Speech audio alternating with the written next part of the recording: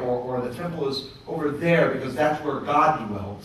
Several times a year there were these feasts and festivals to which all of the people streamed into Jerusalem in order to celebrate the presence of God. They would bring their choice products, their trees, their fruit, their harvest, and they would come into the presence of God and celebrate the fact that in their land, at this place, was the presence of God.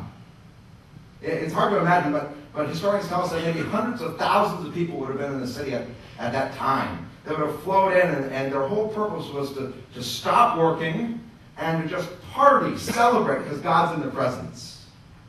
It's just even probably hard for us to wrap our mind around the kind of festive atmosphere and worship that would have characterized this. On the way up to Jerusalem, there's a whole section in our Psalms called the Psalms of Ascent. These were songs that were memorized by every traveler, and they would have recited these songs on their way as they went up to worship. When they got there, there were these specially trained Levitical priests who their entire life was devoted to making the best possible music. And so when these feasts would kick off, there would be these priests who would lead the people in song and worship. They'd say, "Give thanks to the Lord, for he is good." And people would shout together the chorus, "His love endures forever."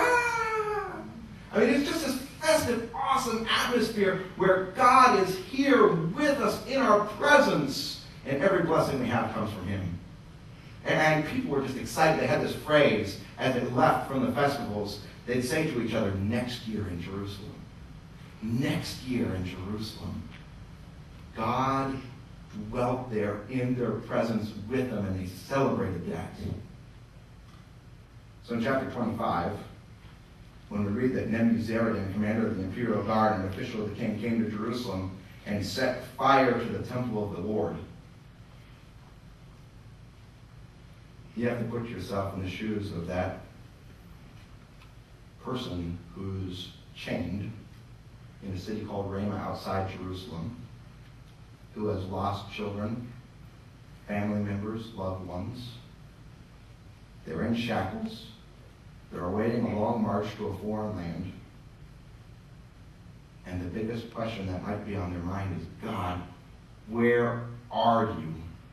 If you're the only true God, why is your temple burned to the ground? Kind of questions we wrestle with when we're in the midst of our pain. God, where are you? Okay, getting back to Matthew chapter 1. If you have your Bibles, head back there. We read the passage earlier. I think you are now ready to hear it with all new ears. Matthew is trying to say something so profound. I can't wait to just, okay, are you ready? You should be just tingling, ready to hear this. Because Matthew, I think, what he's about to say, or what he says here, then has so many implications for our lives today. So these magi come, they come to worship Jesus. Herod says, "Hey, when you're done, come back and tell me where he was so I can go worship him too." Wink, wink. He wants to kill him. Verse 13 says this, when they had gone, the Magi, an angel of the Lord appeared to Joseph in a dream. At this point, maybe a few bells may be going off. Joseph the dreamer. There was another Joseph who had dreams. And what's interesting, by the way, Matthew chapter 1 and 2, which contains this birth narrative of Jesus, Joseph is the main character.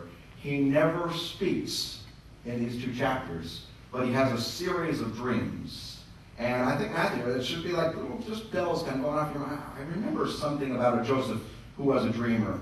"Get up," he said, "take the child and his mother and escape to Egypt. Stay there until I tell you, for Herod is going to search for the child to kill him." And you might just, wasn't it through Joseph the dreamer before that entire family went down to Egypt?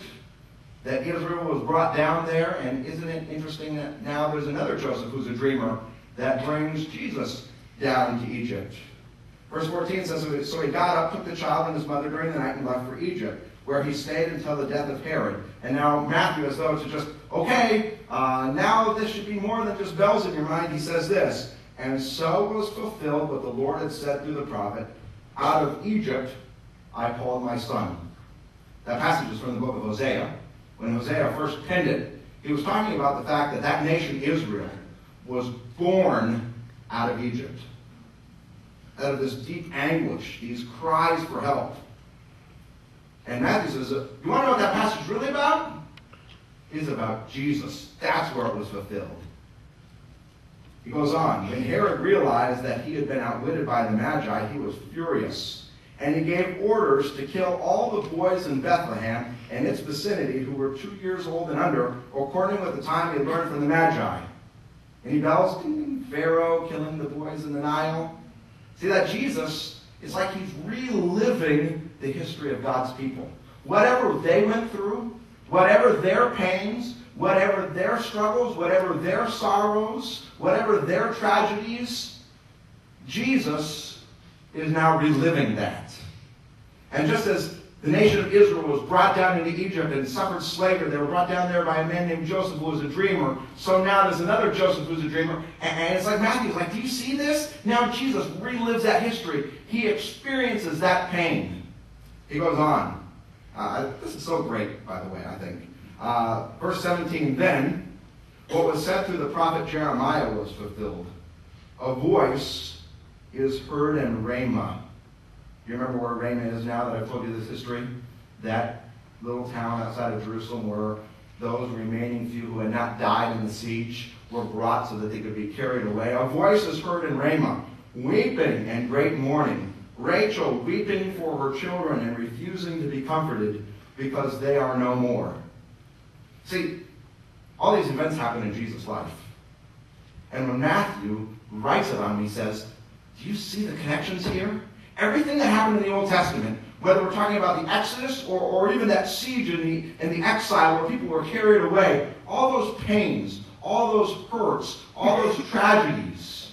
It's not as though when Jesus came, he just stood back from them. He entered into them. He experienced them himself. He went through those pains. He went through those hurts. Now, it's well known, I think, by most of us, if you begin to read through the Gospels, whether in Matthew or Mark or Luke or John, that the last half of those Gospels are devoted to the fact that Jesus underwent intense suffering and pain. I mean, that's well known. I mean, there's this long description about the crown of thorns and being whipped and scourged, being mocked and laughed at, nails driven through hands and feet. And we get this idea that, Jesus, he didn't come and stand far off from our suffering, but he entered into it. I think Matthew here is saying something profound. It's not just the last week of Jesus' life. He came for this very purpose, and right from the beginning, his purpose was to enter into our human pain, our human suffering. I mean, that's profound. I don't know what all of you are going through, what pains you have, what holes are in your heart. But the idea of Jesus, right from the beginning, is that God is with you. Emmanuel, God with us. And the idea is that we have a Savior who understands that pain, who came here to suffer with us. At this season of the year, as you look around and see all the various different things that this culture offers to you for Christmas, I think this story of Matthew this is where it's at. This is why we celebrate Christmas, because we have a Savior who is right there with us in the midst of our tragedy, so that when we cry out from the depths of our soul, God, where are you? The answer is Jesus. Here he is. And what I like to do as I close today, if you haven't given your life to Jesus Christ, if you've been living for yourself, been living in the consequences of your own sin, I want to invite you to consider giving your life to him today. This is a God who is completely worthy of your trust and faith. He doesn't stand far away and just look down on you from a distance, but he gets down there right with you in the midst of your pain and suffering, and he's come so that he can be your Savior and friend.